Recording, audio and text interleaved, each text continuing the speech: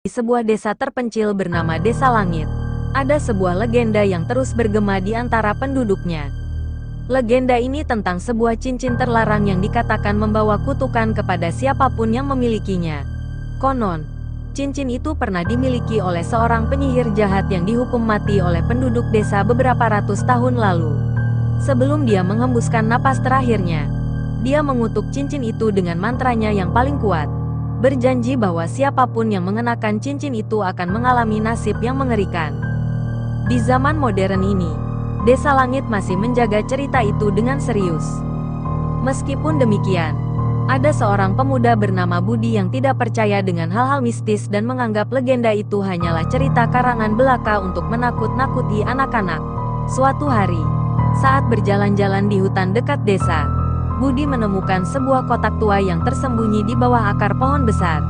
Dengan rasa ingin tahu yang besar, Budi membuka kotak itu dan menemukan sebuah cincin emas berhiaskan batu permata merah darah di dalamnya. Budi membawa cincin itu pulang dan menunjukkan kepada teman-temannya, Sari dan Andi. "Lihat ini, aku menemukannya di hutan. Apa menurut kalian ini?" tanya Budi dengan bangga. Sari, yang dikenal lebih peka terhadap hal-hal mistis, langsung merasa tidak nyaman. "Budi, ini sepertinya cincin yang disebut dalam legenda itu. Kita harus berhati-hati."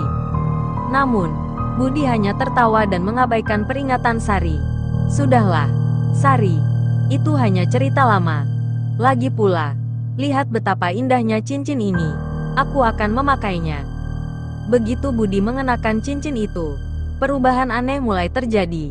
Pada awalnya, hanya mimpi buruk yang menghantui tidurnya. Dalam mimpi-mimpinya, dia melihat sosok bayangan wanita tua dengan mata merah menyala, berbisik tentang kematian dan penderitaan. Setiap malam, mimpi itu semakin nyata dan mengerikan, hingga Budi merasa seperti terjebak di antara dunia mimpi dan kenyataan. Sari dan Andi mulai khawatir dengan keadaan Budi. "Budi, kamu terlihat sangat lelah dan berbeda. Tolong, lepaskan cincin itu," pinta Sari dengan suara penuh kekhawatiran. Namun, Budi merasa cincin itu seperti menyatu dengan dirinya dan menolak untuk melepasnya.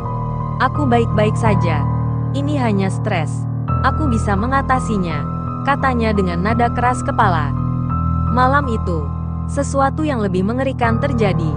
Saat tengah malam, Budi mendengar suara bisikan di telinganya yang memaksanya bangun dari tidurnya. Dengan mata setengah terpejam, dia melihat bayangan wanita tua dari mimpinya berdiri di ujung tempat tidurnya. Wanita itu tersenyum menyeramkan, memperlihatkan gigi-giginya yang tajam. "Akhirnya, waktunya telah tiba," bisik wanita itu. "Kamu akan membayar harga untuk kesombonganmu." Budi merasa tubuhnya kaku dan tidak bisa bergerak. Dia hanya bisa menatap dengan rasa takut yang mendalam ketika wanita itu mendekat dan menyentuh cincinnya. Tiba-tiba, rasa sakit yang tak tertahankan menjalar ke seluruh tubuhnya. Dia merasakan cincin itu membakar kulitnya, dan rasa sakitnya semakin parah hingga dia kehilangan kesadaran.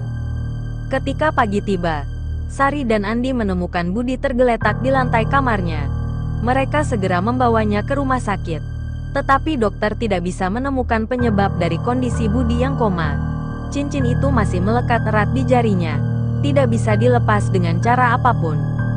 Sari, yang tidak ingin menyerah begitu saja, memutuskan untuk mencari bantuan dari dukun desa, Pak Mangun, yang terkenal bisa menangani hal-hal mistis. Pak Mangun mendengarkan cerita Sari dengan seksama dan mengangguk pelan. "Ini memang cincin terkutuk itu," kata Pak Mangun. "Hanya ada satu cara untuk menghilangkan kutukan ini. Kita harus mengembalikan cincin itu ke tempat asalnya dan melakukan ritual pemurnian."